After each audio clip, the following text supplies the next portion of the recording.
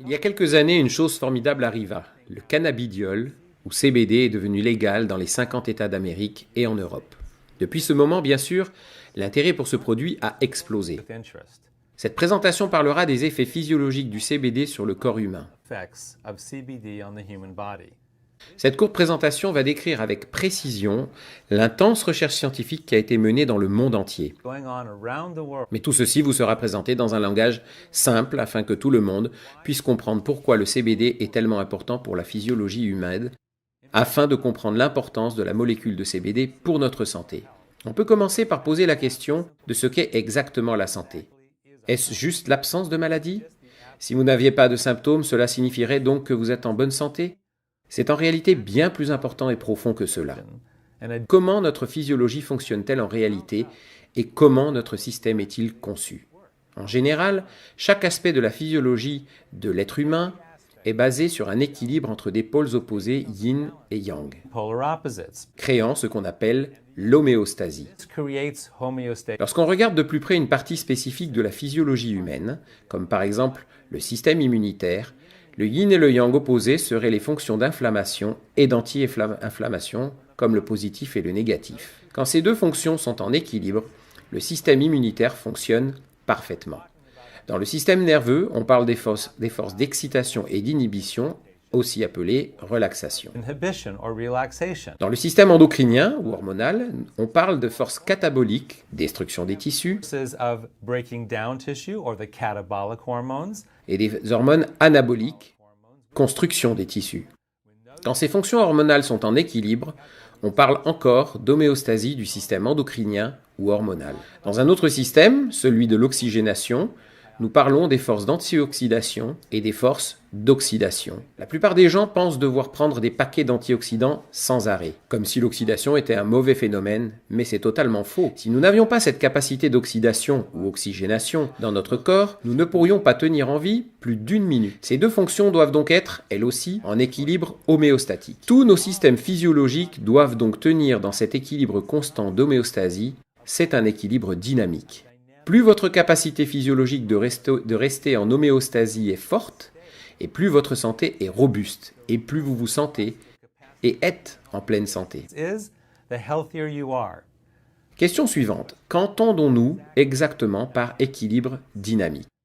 C'est un petit peu plus compliqué à comprendre, et pour cela, le meilleur moyen est d'utiliser un modèle de mobile. Vous avez probablement joué avec ce genre d'objet quand vous étiez enfant. Peut-être que vous en avez même encore un aujourd'hui chez vous. Il est composé de tous ces éléments horizontaux, auxquels sont attachés des cordelettes, auxquels sont pendues des étoiles dans les derniers étages du bas. Dans ce modèle en particulier, les étoiles représentent les molécules de signalisation. Si ce mobile était une représentation de votre système nerveux, les étoiles représenteraient les neurotransmetteurs. Si on avait représenté votre système endocrinien ou hormonal, les étoiles seraient alors des hormones. Et si c'était votre système immunitaire, les étoiles représenteraient les cytokines ou lymphokines, lymphocytes, globules blancs, etc., qui font fonctionner votre système immunitaire. Ce qui en fait un système dynamique. C'est que si vous changez quoi que ce soit à ce montage mobile, cela affectera tout le positionnement du reste. Par exemple, disons que cette étoile du bas qui est devenue rouge et enflée prend plus de poids. Comme si vous attachiez un attache-trombone ou un autre poids au mobile dans votre maison. Cette étoile va tirer davantage vers le bas et tout l'ensemble du mobile va changer. Vous ne pouvez donc changer aucun élément sans affecter tous les autres éléments du mobile.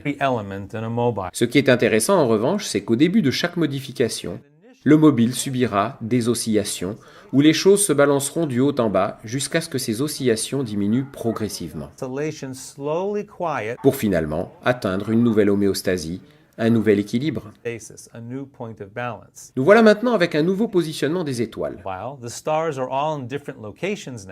Et la plupart des axes ne sont plus à l'horizontale et des axes non parallèles les uns par rapport aux autres. Mais notre physiologie est un système si intelligent qu'elle trouvera un nouveau point d'équilibre. La période d'oscillation représente les moments où vous vous sentez malade et pendant lesquels vous avez des symptômes. Mais notre corps et nos différents systèmes vont réussir à compenser pour trouver un nouvel équilibre et vous pourrez donc continuer continuer de fonctionner. Maintenant, laissez-moi vous montrer comment la médecine dite moderne et l'industrie pharmaceutique interagissent avec ces systèmes. Imaginons maintenant que vous avez une autre de ces étoiles qui se dérègle à son tour, ici, à gauche. Vous vous sentez diminué et allez voir le docteur. Ce docteur vous fait passer certains tests et décide « Ok, vous allez prendre un médicament ».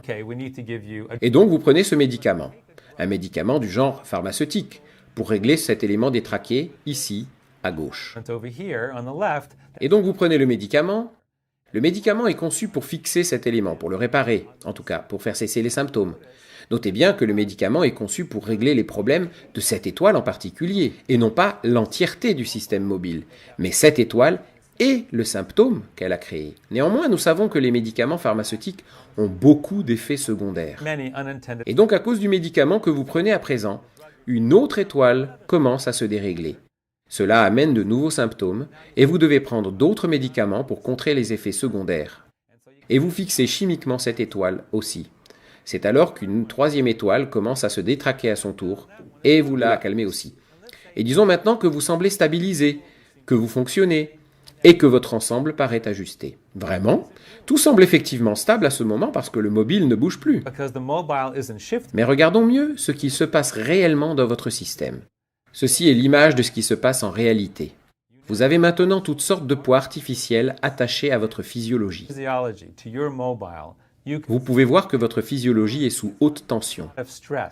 Le poids de tous ces différents médicaments et ces étoiles surcompensées tire lourdement sur l'entièreté du système.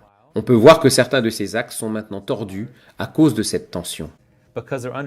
La moindre petite chose tournant mal dans votre physiologie peut être un simple rhume ou un petit virus, ou une interaction imprévue entre médicaments, et c'est la fracture.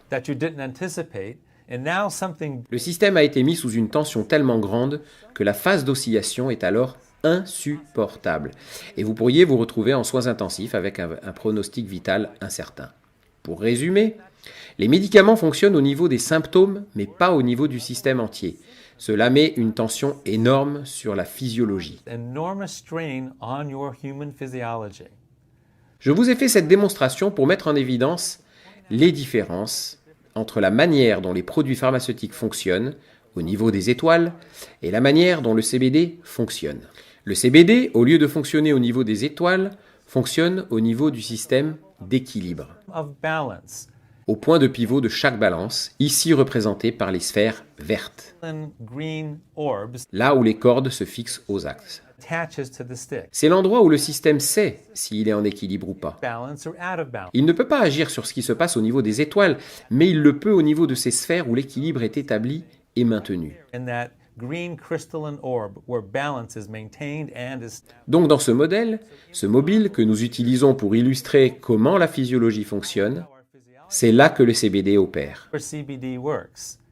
Maintenant, pour savoir ce que cela représente dans notre vraie physiologie, regardons cela de plus près. C'est parti. Nous allons faire un voyage dans notre physiologie, directement dans notre système nerveux central. Nous allons voir au niveau cellulaire que la cellule est couverte de ces récepteurs verts. Ce sont des récepteurs spécifiques pour la molécule de CBD. Quand le CBD s'attache à ce récepteur, un message chimique est envoyé dans la cellule, dans son noyau, où l'intelligence de notre physiologie tout entière est détenue dans les chromosomes. Quand ce chromosome se démêle, on peut voir les longs brins d'ADN qui contiennent les codes de tout ce que fabrique notre corps.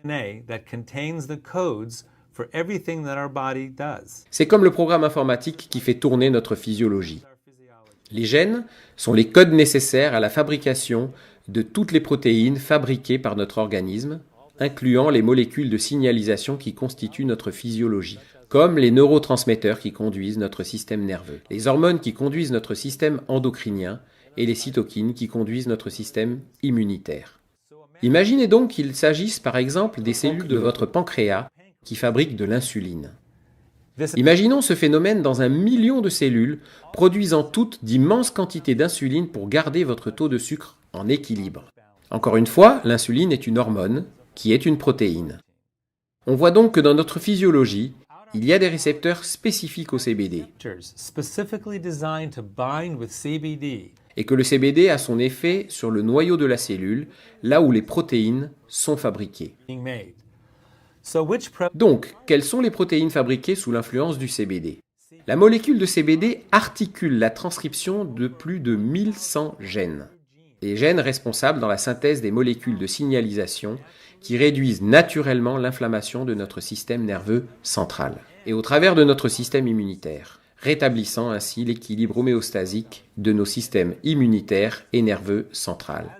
Donc, comme vous pouvez voir du côté gauche de l'image, le CBD régule vers le haut les gènes responsables de la production d'agents biochimiques d'anti-inflammation pour notre système immunitaire. Il régule aussi vers le haut le système GABA, ce qui amène l'apaisement de notre système nerveux central.